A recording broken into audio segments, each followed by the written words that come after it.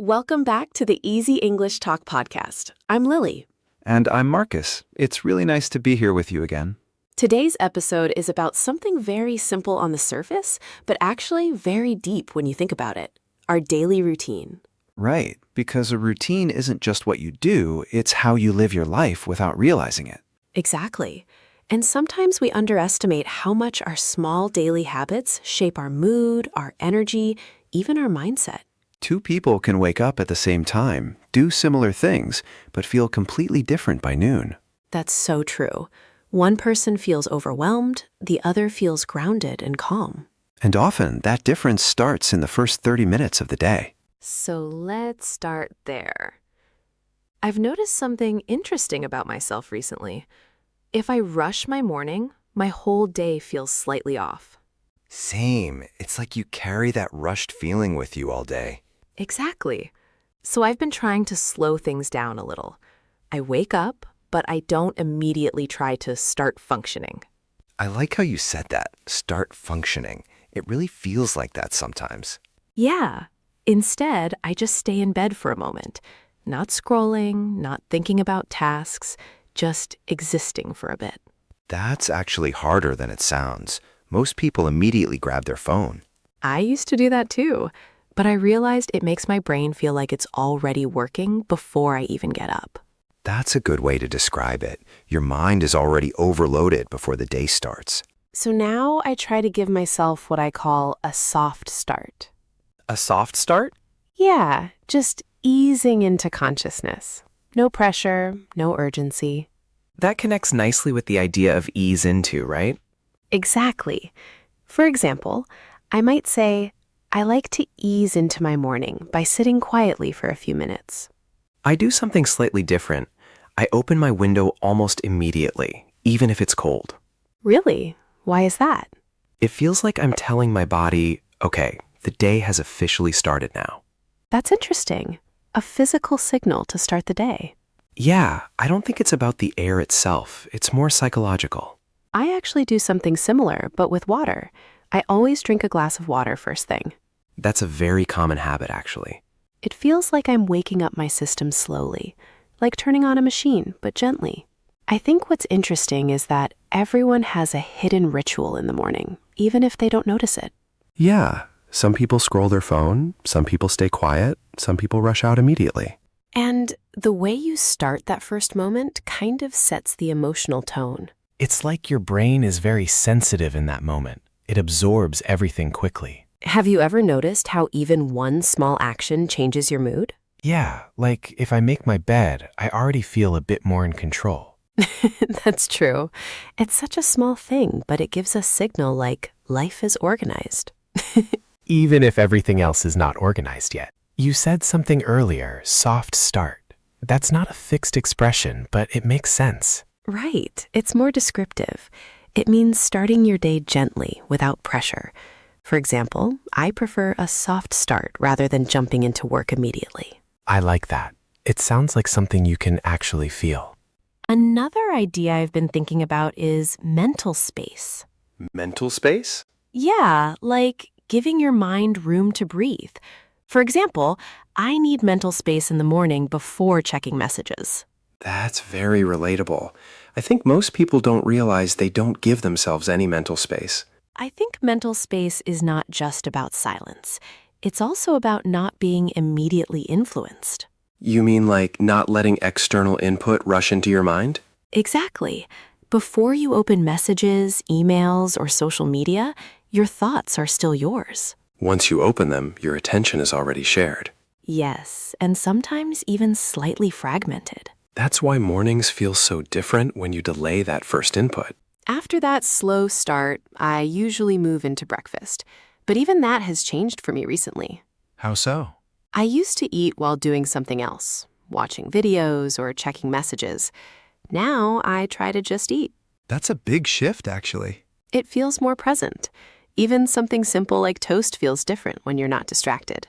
I get that.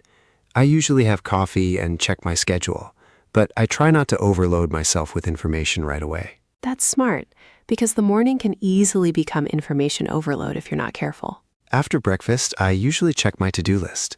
I think this is where the day starts to become structured. Yeah, from soft mode to task mode. And sometimes that transition is a bit too fast. Yeah, suddenly you go from calm to I have 10 things to do. That's why I try not to open everything at once. Do you ever delay your to-do list? Sometimes, not to avoid it, but to protect my mental clarity first. That actually makes sense. Same. I think the to-do list is both helpful and dangerous at the same time. How come? Helpful because it organizes your day. Dangerous because it can create pressure before you even start. That's true. Sometimes just looking at it makes me feel like I'm already behind. Exactly. So I try to treat it more like guidance, not pressure. Let's highlight a few useful expressions naturally from what we discussed. Okay. Ease into. Start something gradually. For example, I ease into my morning with silence. Soft start. Gentle beginning of the day. For example, I prefer a soft start without urgency. Mental space. Emotional or mental breathing room.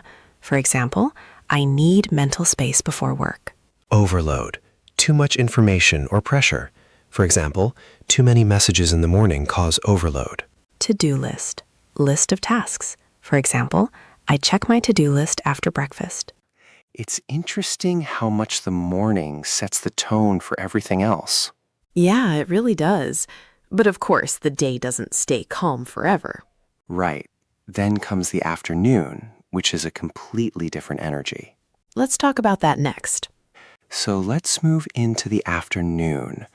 Honestly, this is where my energy starts to feel unpredictable. Same. It's like the morning has a clear direction, but the afternoon is more unstable. Exactly. Sometimes I feel very productive, and sometimes I just hit a wall. I think a lot of people experience that wall. It's like your brain suddenly slows down. Yeah, especially after lunch, I usually notice a drop in focus. I used to fight it. I would try to push through it, drink more coffee, try to force concentration. And did it work? Not really. It usually made me more tired later. I can relate to that. The more you force it, the more resistance you feel. Now I do something different. I just accept it. Accept it? Yeah, I tell myself, okay, my energy is lower right now, so I'll adjust instead of fighting. That's actually a very healthy mindset. I think the afternoon is interesting because it exposes your real energy level. What do you mean? In the morning, everyone can feel productive because the brain is fresh. But in the afternoon, you can't fake energy anymore. That's true. It's more honest. Exactly.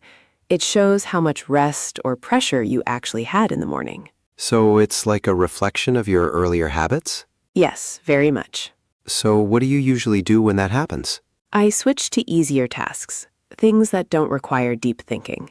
That makes sense. I usually answer emails or do simple planning work. Exactly. I stop trying to do hard thinking during low energy moments. I've also started taking short walks in the afternoon. Outside or inside? Outside if possible. Even 10 minutes changes everything. Yeah, movement really helps reset the mind. I think the key idea here is not forcing productivity. Yes, it's more about working with your energy, not against it. I used to think discipline means pushing through everything. Same here. But now I think discipline also means knowing when to slow down. That's actually harder than pushing through. Because it feels like you're not doing enough, even though you are making the right choice. Yeah, it's mentally uncomfortable. But sustainable. Let's quickly go through a few useful expressions from this part naturally. Hit a wall. Suddenly feel mentally or physically blocked. For example, I hit a wall after lunch and couldn't focus. Force through. To push yourself to continue something even when it's hard. For example, I tried to force through my work, but it didn't help. Adjust. Change your approach based on situation. For example, I adjust my tasks when my energy is low. Reset. Refresh your mental or physical state. For example, a short walk helps me reset. And then slowly the day starts to shift again. Yeah, I always feel this transition around late afternoon. It's like the energy of the day changes direction. Work starts to feel lighter, and your mind starts thinking about finishing. Or sometimes just escaping work completely. That too. I think late afternoon has a very special feeling. How so? It's like you're no longer building the day, you're closing it. That's a good way to put it. Your mindset shifts from doing more to wrapping up. Yeah, even your brain starts slowing down naturally. Evenings are probably my favorite part of the day. Mine too. It feels like you finally get your life back. That's a good way to put it. Get your life back. I try to separate work and personal time very clearly in the evening. Same. Otherwise, it feels like the day never really ends. After work, I usually do something simple first, like changing clothes or just sitting quietly for a few minutes. That transition is important, like a mental shutdown process. Yes, exactly. I don't jump straight into another activity. I usually cook dinner. Nothing fancy, just something simple. What kind of food do you usually make? Rice bowls, pasta, sometimes eggs with vegetables. That sounds very balanced. Yeah, I don't want anything too heavy at night. Same. Heavy food makes me feel sleepy but not relaxed. After dinner, I try not to use my phone too much. That's hard sometimes. It is, but I noticed my mind feels more calm when I avoid screens. I usually read or just sit with a cup of tea. That sounds peaceful. It is. It feels like I'm slowly closing the day, not stopping it suddenly. Let's go over a few expressions from this part naturally. Transition. Change from one state to another. For example, I feel a transition from work mode to rest mode. Shutdown process. Mental or physical way of ending the day. For example, cooking dinner is my shutdown process. Wind down. Gradually relax. For example, I wind down by reading before bed. Unplug. Disconnect from devices or work. For example, I try to unplug after dinner. At night, I often think about my day before I sleep. Do you mean you think about what happened today? Yes, I think about small things for my day. What I did, what I said, or what I forgot to do. I do that too. My mind also becomes very active at night. Yes, it is strange. We want to sleep, but our mind becomes busy. Because of that, I started a small night routine. What do you do? I turn off my phone, I wash my face, then I sit quietly for a few minutes. That sounds good. It helps your mind slow down. Yes, it tells my brain that the day is finished. I like that idea. Sometimes I feel like my mind is still in the day, even when I am in bed. Yes, that makes it hard to relax. I used to check my phone before sleep. Many people do that. Yes, but it made my mind more active. I could not relax. I feel the same. My mind keeps thinking about many things. Now I try to do something different. I sit quietly for a few minutes. Just sitting? No phone or music? Yes, just silence. It feels strange at first, but then it feels calm. Silence is important. We have too much noise in the day. Yes, without silence, the mind cannot rest. Sometimes I also write my thoughts in a notebook. Like writing a list? Yes, I write small thoughts, things I need to do or things I am thinking about. That is a good idea. It helps clear your mind. Yes, after I write it down, I feel lighter. I don't need to remember everything. I understand. If your mind is full, it is hard to sleep. Exactly. A calm mind helps sleep come faster. I think sleep is not only about the body, it is also about the mind. Yes, you need to let go of the day. If you think too much, sleep becomes hard. That's why I try to stop thinking before bed. I also try to remind myself, tomorrow is a new day. Yes, not everything must be solved today. When I rest well, I feel better the next day. Me too. Sleep gives us a fresh start. So when we talk about routines, it's not really about productivity. It's more about awareness. Yeah, it's about how you move through your day and how you react to changes in your energy. And also how you treat yourself in different moments of the day. Some parts of the day you push forward, and some parts you slow down. And both are important. Neither is wrong. I think that's the main idea today. Living your day with intention, not pressure. Yes, not trying to control every moment, but being aware of how you feel. Routines are not just about being productive. They are about balance. Balance between doing and resting, between structure and flexibility. And maybe also between doing and simply being. I like that, because when you notice these small shifts in your day, life feels less heavy, Yeah, even a small pause during the day can change your whole rhythm. So maybe you don't need to change everything today. Just one small moment is enough. Yes, one small adjustment can be the start. If I could summarize today in one sentence, it would be this. Your day is not something to survive, but something to experience. I really like that. We often treat the day like a checklist. But life is not a checklist. It is something you live through. So maybe routines are not about control, but about awareness. Exactly. Just noticing your energy, your thoughts, your moments. Thank you for listening to the Easy English Talk podcast. We hope this episode gave you something small to think about or try in your own routine. We'll see you in the next episode. Take care and stay present.